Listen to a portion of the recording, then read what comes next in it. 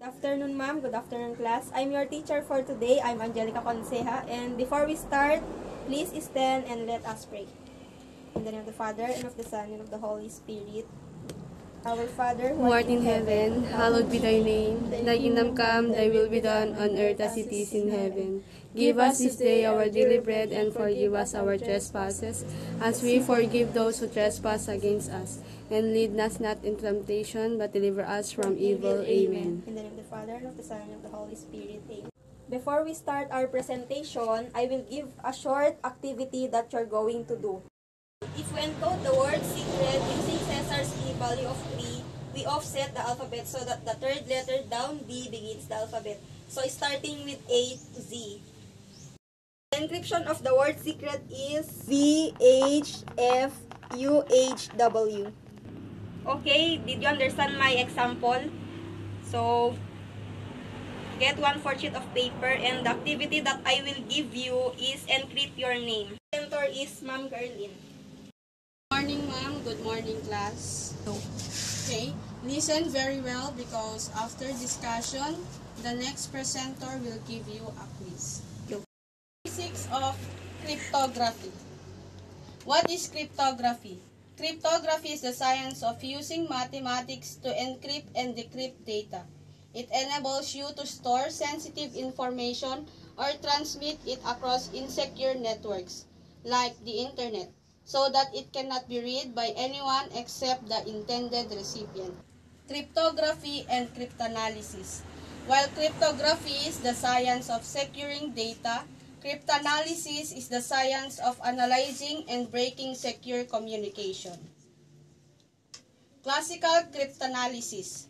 Classical cryptanalysis involves an interesting combination of analytical reasoning, application of mathematical tools, pattern finding, patience, determination, and luck. Cryptanalysis are also called attackers. How does cryptography work? A cryptographic algorithm or cipher is a mathematical function used in the encryption and decryption process. A cryptographic algorithm works in combination with a key, a word, number, or phrase to encrypt the plaintext. The same plaintext encrypts to different ciphertexts with different keys. Process of encryption and decryption. Plaintext, encryption, ciphertext, decryption, and plaintext. Encryption and decryption. Plaintext or clear text. Data that can be read and understood without any special measures. Encryption. The method of disguising plaintext in such a way as to hide its substance.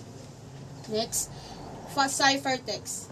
Encrypting plaintext results in unreadable gibberish. Decryption, the process of reverting ciphertext to its original plaintext. We have two types of cryptography: conventional cryptography and public key cryptography. Conventional cryptography. We have plaintext, encryption, ciphertext, decryption, and plaintext. Next. Conventional cryptography is also called secret key or symmetric key encryption. One key is used both for encryption and decryption. The Data Encrypt Standard or DES is an example of a conventional cryptosystem that is widely employed by the U.S. government. Management and conventional encryption. Conventional encryption has benefits. It is very fast. It is especially used for encrypting data that is not going anywhere. Public key cryptography. We have a private key and a public key. And that's all. Thank you. And for that, do you have any question, class? Good morning, ma'am. Good morning, class. Give you a quiz. Did you understand the topic that discussed of Ma'am Gerlin? Yes, ma'am. Okay, get 1/2 sheet of paper. Let's have a quiz. Our quiz today is identification. Okay, number 1. is the science of the mathematics to encrypt and decrypt data. Are you done? Number 2 is the science of analyzing and breaking secure communication. Are you done?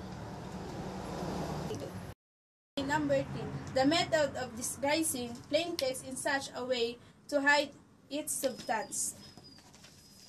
Number 4, data that can be read and understood without any special measures.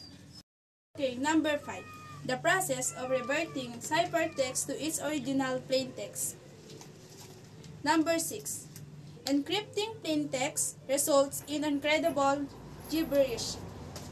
Okay, 7 to 8, what are the two types of cryptography? Number 9, DES stand for.